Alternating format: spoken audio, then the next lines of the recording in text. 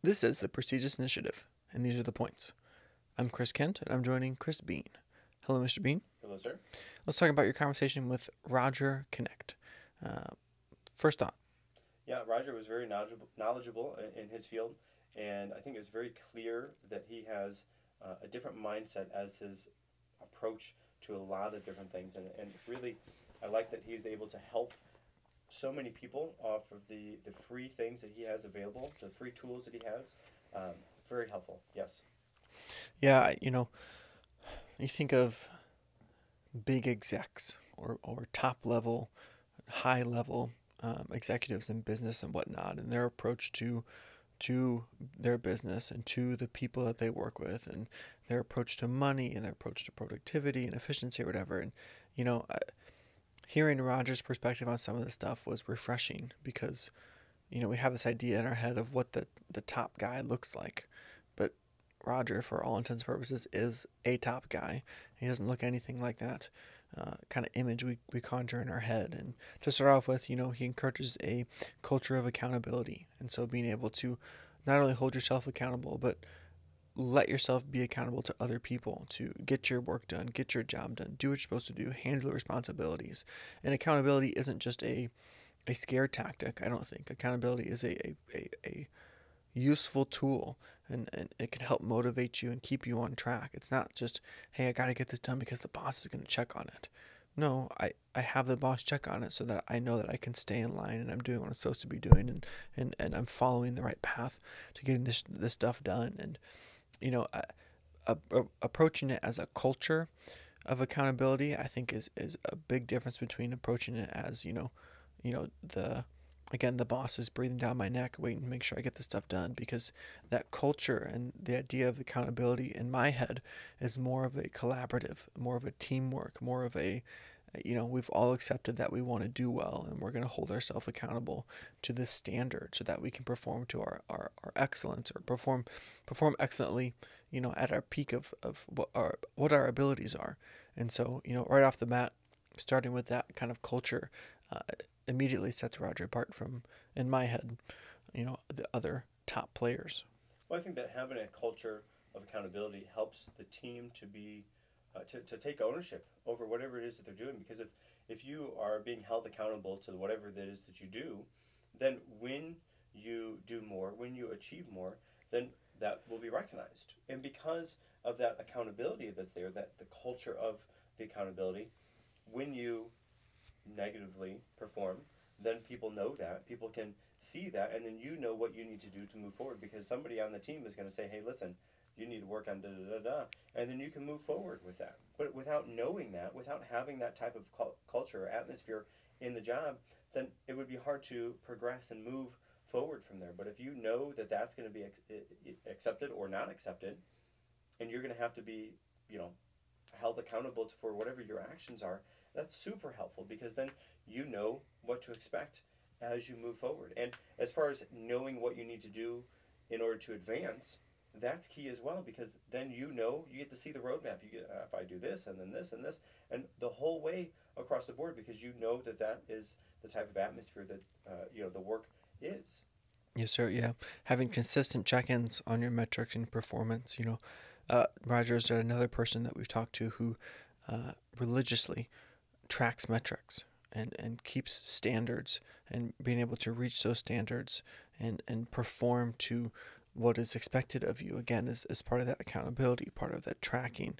And he talked about having the public metric dashboard, and so that can help drive your personal success because you know that either people in your department or your individual or whoever it is, they can see where you stand. And so knowing that those metrics and those standards are going to be available to everybody, again, is developing and working within that culture of accountability. And again, we've spoken to so many people about tracking, or maybe not necessarily about tracking, but they've mentioned the fact that they track so many things, and it helps them to kind of manage what they're doing and how they're doing, and be able to plan and set goals based on those metrics. And so I'm not surprised that he's someone who does that as well. Yeah, it seems that that is an attribute that a lot of high performers do. They know the numbers and they know when the numbers are starting to dip, they know what to do in order to get them to go back up, and they can start to see trends based on those because they know the numbers, right? I forget who says it. Might even be Zig Ziglar, but it says what gets measured, what gets measured gets managed. What gets, yeah, I think that's it. What gets measured gets managed. And so as you're measuring those numbers, you're managing those numbers, right? You're looking at them. You're in them in the day in and day out. You know what they're going to be, so that if or when they start to drop, you know how to manage them to get them back up. You can start to see those trends. But if you don't know what they are, if you don't know what the revenue is, you don't know what the sales are, whatever the key metrics in your business are, then you can't improve those things because you don't know where they are. You're blinded to those, right? So know what the measurements are, know what the metrics are for your numbers in as it relates to your business, and then you can start to plot that on a graph and see, okay, this is starting to be an uptrend. Oh, here's a dip. We need to do something, and then you can come back up. But if you don't know those, if you're not measuring those, if you're not looking at those, then that's you're devoid of that. You're separate from that. Then you can't manage those things. So what gets measured gets managed. Look at the numbers, follow the metrics so that you can improve across those things that you're measuring. And so we also talked about, how to motivate people to perform and actually meet those standards and raise those metrics or lower them depending on what you're tracking there. And, Roger mentioned the 4 ways that people are motivated. He talked about being motivated by time, motivated by money, motivated by recognition, and also being motivated by altruism. And the way you find out how someone is motivated is, in Roger's words, you pour on the communication. He talked about having drip communication, having the rain, or having the meetings, and kind of finding out who these people are and what makes them tick and what's important to them, so you can use those things to incentivize them to perform better, to do tasks that are less desirable, or just to keep them on track with those metrics. And so it was cool to hear those 4 things. And I don't know, he maybe mentioned where he got them from. I didn't write that part down, but it was cool to hear those. I'd never heard them before. So again, thinking about the different ways that you can incentivize not only yourself but other people too, if you happen to be in a position to do that. I liked that kind of tidbit. Well, so that brings me back to the conversation that I had with John Thornton, where he is managing those people as individuals, and he kind of knows what makes them tick and how to motivate them, and that seems to be what Roger's doing as well. And putting those into those 4 different classifications is important because then you can talk to those people as they like to be motivated. If you need, X, Y, Z, A, B, C, whatever it is done, then you know who to go to and what the payoff or what the reward to them needs to be so they can show up and do that work. Right? Because you know what motivates them. If you know what motivates your team members, especially individually, then you can strategically craft the plan for the business so that all of your team members stay motivated throughout and they're achieving and getting and earning the things that they want and need so that your team can excel and then the business can excel. I think that is wildly important.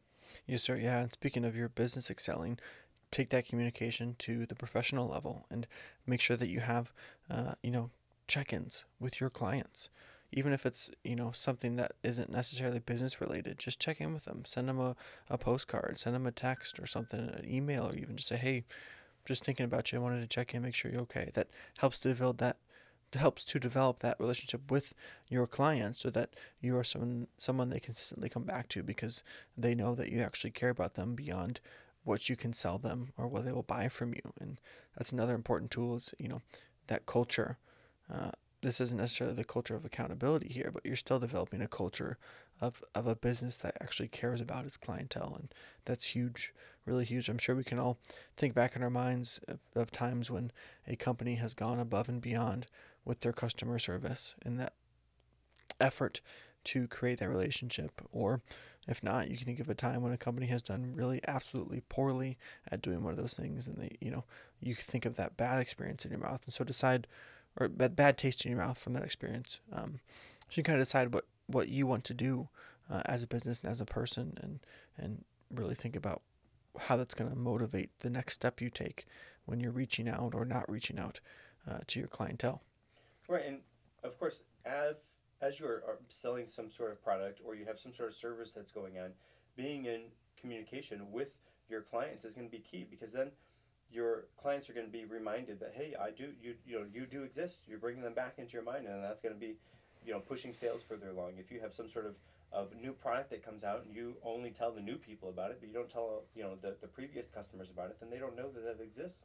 So having that continued conversation with your team, sorry, with your not with your team, but with your clients, is there to help to facilitate the business growth.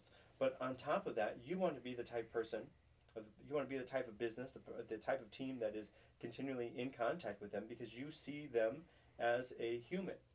They're not just a client. They're not just number X Y Z A B C on the the dashboard on the receipt form.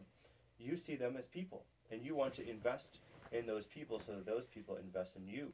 And if you can help to facilitate that type of conversation with them just by reaching out to them, talking to them, building that connection with them, then you will be the type of business that will stand out for them and set you apart from where everybody else is.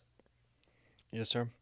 So let's get into the bread and butter, the meat of what Roger loves to talk about. Do you know what I'm referencing? Vision boards? Vision boards. Yes, sir. Yeah.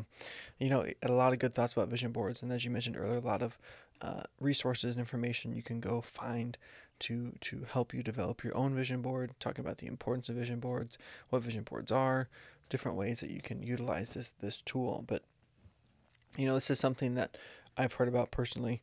I've dabbled with, not really bought into it, but to hear Roger talk about it, it's like a whole new level of why a vision board is useful or what can be done with a vision board. And so it was really cool to hear his insights. And I know that's just scratching the surface of what he has to say about vision boards. But, starting off by clarifying your dreams and goals, having that vision board out and you can literally see the things that you want for your future, the things you want to achieve, the person you want to be.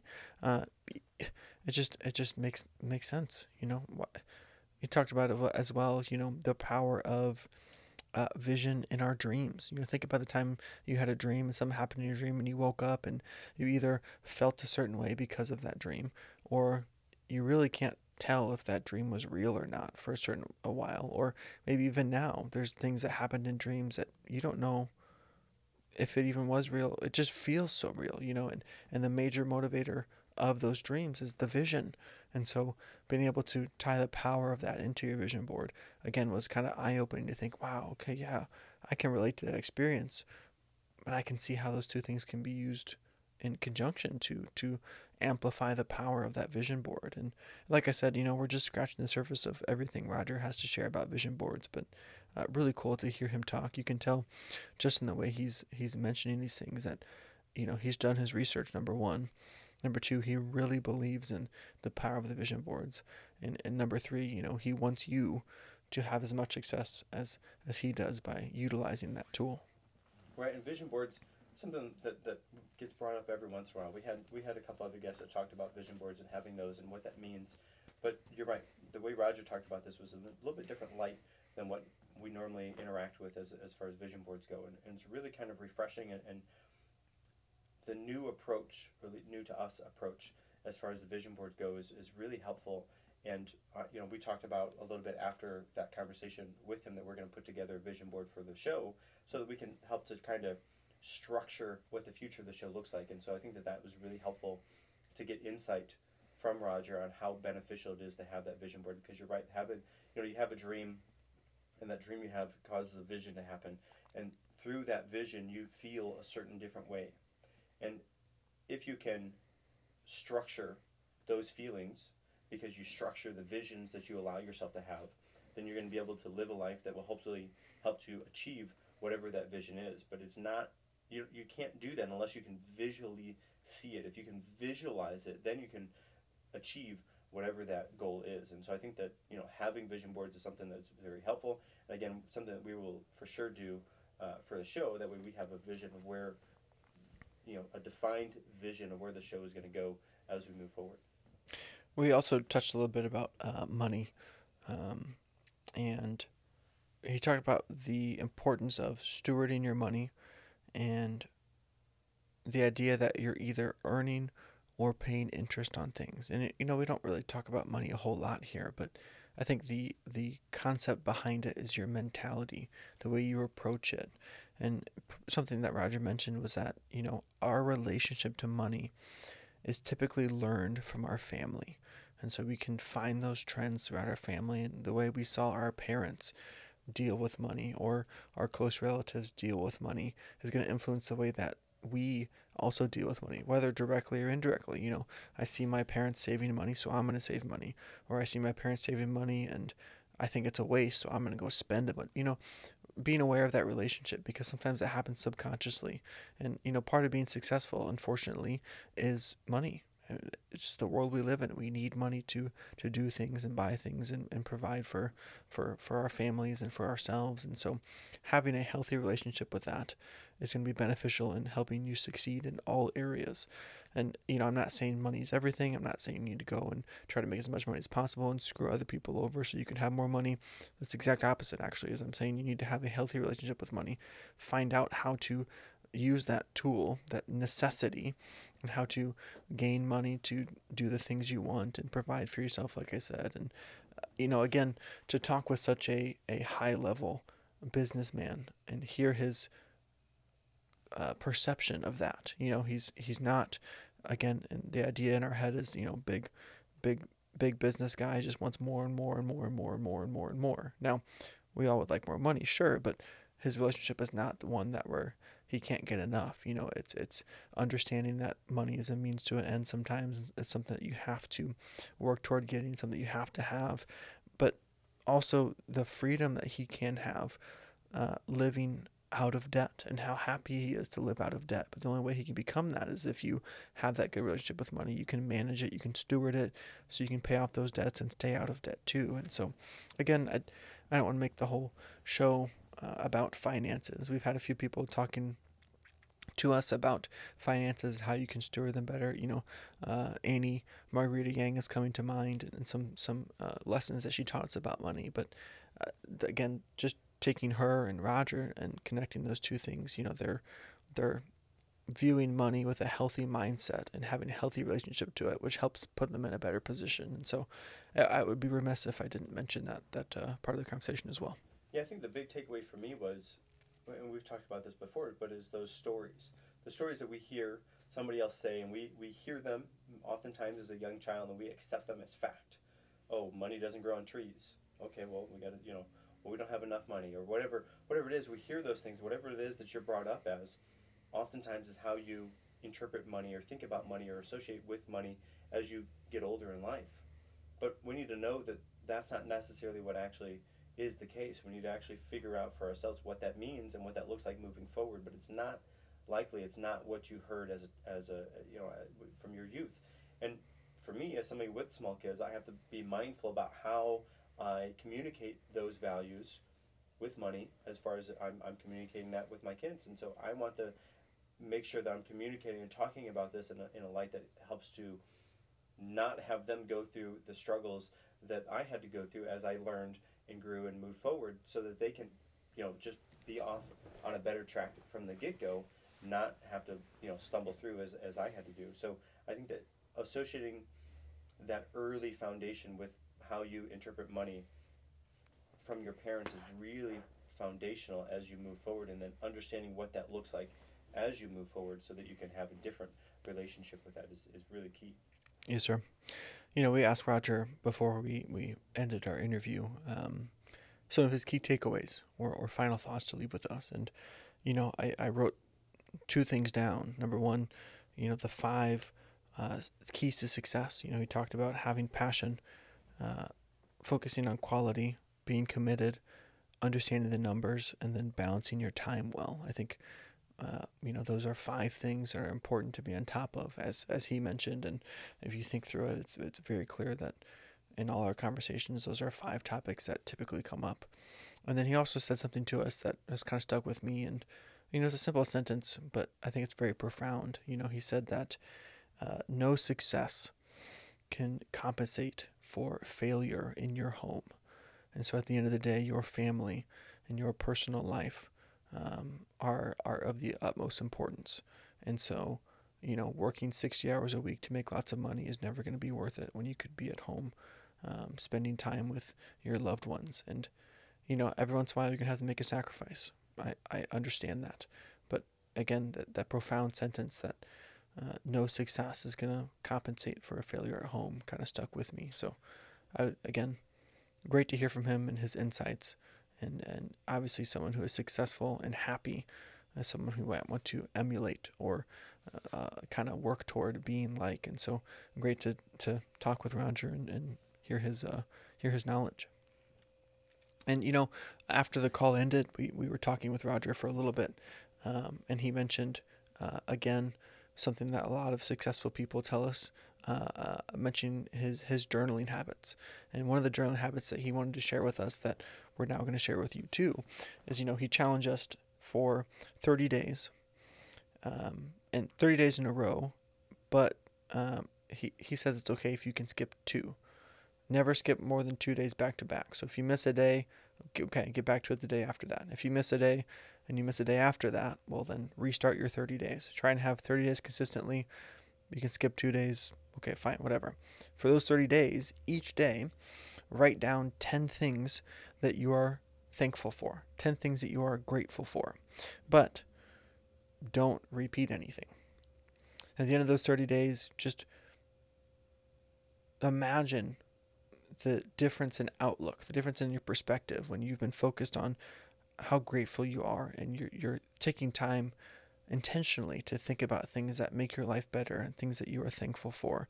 I think that'll definitely rewire our minds into an attitude of gratitude as we talk about. And so, again, Roger shared that with us. Now we're sharing it with you. There's your challenge. Go out and try to cultivate that mindset. Make sure you follow us on social media. You can find the podcast at Prestigious Pod. You can find me, Chris Bean, at Chris Bean Official. You can find me, Mr. Kent, at Mr. Chris R. Kent. And if you like our content and would like to subscribe to our email, you can do that via our social media or on the website. Make sure you also join our Discord for exclusive content and personal interactions. If you would like to be coached on how to live a more prestigious life by me, Chris Bean, you can do that by reaching out on one of my social medias or by emailing the podcast at prestigiousinitiative@gmail.com. Those are the points. Make sure you come back next week for even more points and another great conversation. Until next time, I'm Chris Kent. And I'm Chris Bean.